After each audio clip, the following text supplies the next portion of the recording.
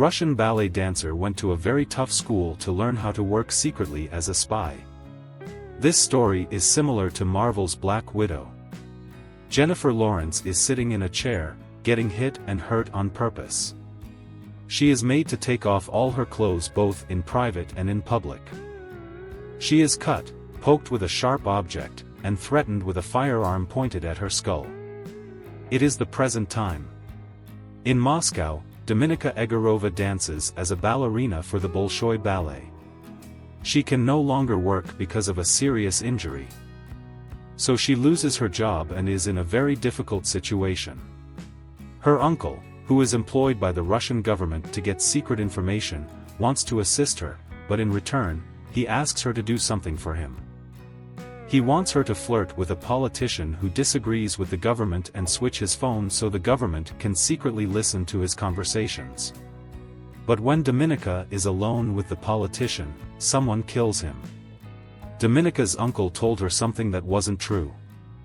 These extreme experiences are meant to show how strong the character, a Russian spy named Dominika Egorova, is physically and mentally. But in the end, the shocking and violent parts of the movie keep happening over and over again, without any real purpose. This makes Red Sparrow seem more like a low-quality attempt to use violence for shock value, rather than a compelling story about surviving. There is definitely more to being a spy than just knowing where to touch someone's thigh or how to speak softly near their ear. But this is all the training she gets. Oh, she is also learning how to open locked doors. Dominika is correct when she is unhappy about being sent to A with other good-looking and strong-willed young individuals who are being trained to work for Russia's secret intelligence. What she goes through is not only embarrassing, but also harmful. As the only tool she has, it might not be enough to help her get ready for the many dangers she will face. General Korchnoi, who holds a high position in Russian intelligence, wants to get rid of Dominika because she knows too much. However, her uncle proposes an alternative solution to the problem. He is amazed by how Dominika attracted the politician and offers her a job in Russian intelligence to do similar things. Dominika has no other option but to agree. Red Sparrow, directed by Francis Lawrence and written by Justin Haythe, is a movie that is adapted from the novel by Jason Matthews. But it's hard to watch it without thinking about last year's cool and action-packed Atomic Blonde, another spy movie with Charlize Theron that required a lot of physical effort. That movie was really about showing women having power and control over their lives, using their bodies to reach their goals. Dominika is informed at an early stage that her body is controlled by the government. This has been happening even before she began her spy training. Because of this, she is constantly stared at by men, which gives Red Sparrow an uncomfortable feeling that never changes. The director, Lawrence, had previously worked with Jennifer Lawrence in the last 3 Hunger Games movies. Therefore, he knows how to challenge his very talented star.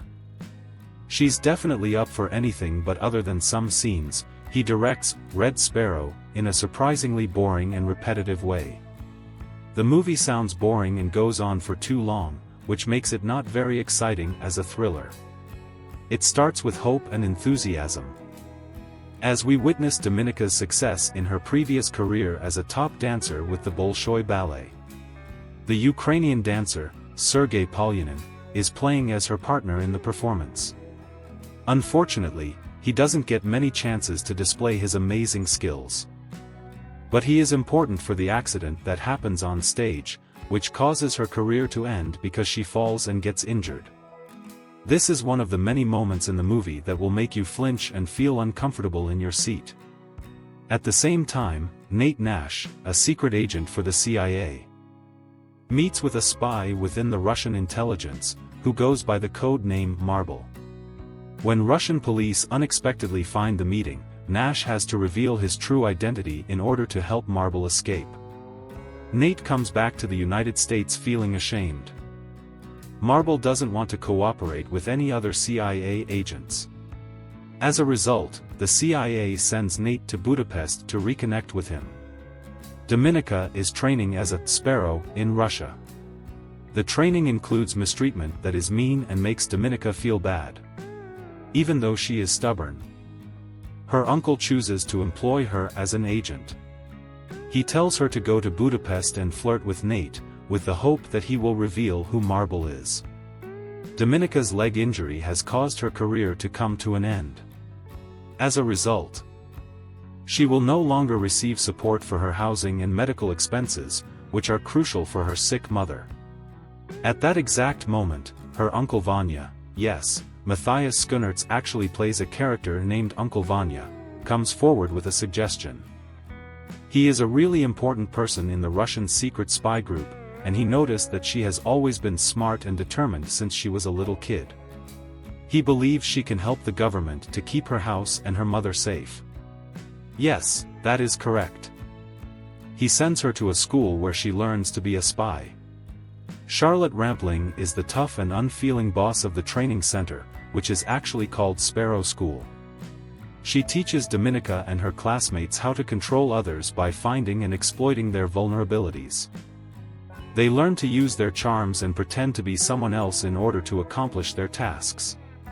Rampling's character, Matron, talks to the class about how the Western world is becoming weaker due to racial divisions and being too focused on social media. She believes that it's now Russia's turn to become the most powerful country in the world.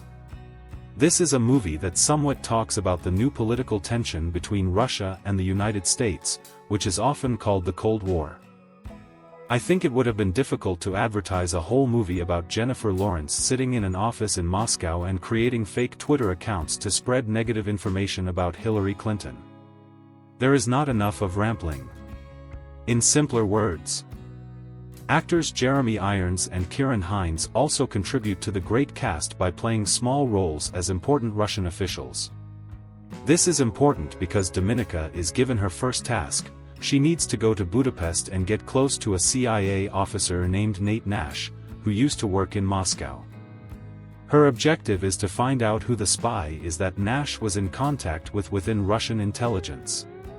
We all know how great Jennifer Lawrence is, that's why this movie is not an exception to how great she is. She really acted the scenes well and we like it this much. In Budapest, Dominika lives with another sparrow named Marta in the same apartment. Marta, without being told, has attracted the attention of the highest-ranking official working for a US senator. Dominika tells her uncle about a plan that was not allowed, and as a result, he kills Marta for breaking the rules. Dominika talks to Nate and right away tells him that she is a spy from Russia and her job is to find out who Marble really is. She offers to work as a spy for the CIA. Dominika, who is being controlled by the CIA, meets with the chief assistant of an American senator. She gets the information she is selling and replaces it with fake information. The CIA was getting close to catching their betrayer, but before they could catch her, she got hit by a van and died. Russian intelligence believes that Dominika may have shared classified information with the CIA, so they subject her to cruel and painful methods of interrogation. She won't confess to anything, but she convinces her uncle that because her own side has treated her harshly, Nate will believe her completely. Dominika's uncle says she can go back to Budapest. She tells Nate that she wants to leave her current country and go to the USA. He said yes to helping her. Lawrence and Edgerton do not have good chemistry together, which is necessary to make the whole movie work. They move around each other in a way that is playful and curious, which creates interest and excitement in the beginning. But they stop pretending so fast, and the romance that follows is not very exciting. They don't tell us about the sacrifices they're ready to make for each other, we just have to accept it as the story goes on. To be honest, the ending feels like a sudden and unrealistic solution, and the plot doesn't really make much sense. Dominika wanted to make Nate fall in love with her because Russian intelligence wanted her to. They wanted Nate to reveal the identity of the mole to her. Nate wanted Dominika to love him so she would leave her current situation. The Deus Ex Machina happens when Marble, who is secretive, unexpectedly shows himself to Dominika for an unclear motive. This means that Dominica and Nate's conflicting goals in the story are not resolved. Instead of giving the actual marble to the Russian intelligence leader, Dominica tells him that her uncle is Marble. She provides evidence such as a glass with Nate's fingerprints that she put in her uncle's apartment, a bank account in her uncle's name that she opened, and false CIA intelligence that she got, not her uncle. There is not enough evidence. Dominica gathered those things at the beginning of the story, which means she must have had the intention to blame her uncle even before she found out who Marble was. Therefore, the storyline involving Nate is not important. Fortunately, the leader of Russian intelligence is not very smart and easily falls for Dominica's obvious plan to make her uncle look guilty. As a result, everyone is pleased and leaves with a sense of contentment, except for her uncle, who unfortunately ends up dead. It's unclear if Nate and Dominica were being honest or if they were both trying to control each other. But, the last scene suggests that they are still talking to each other, at least. I'm not completely sure if I understood the story, but I found the journey enjoyable. Thanks for watching our video. As we wrap things up, we want to say a big thank you for being a part of our awesome community. Don't forget to hit that subscribe button so you never miss out on our future adventures. We appreciate all the likes, comments, and support you've given us. So stay tuned for more exciting videos coming your way. See you soon.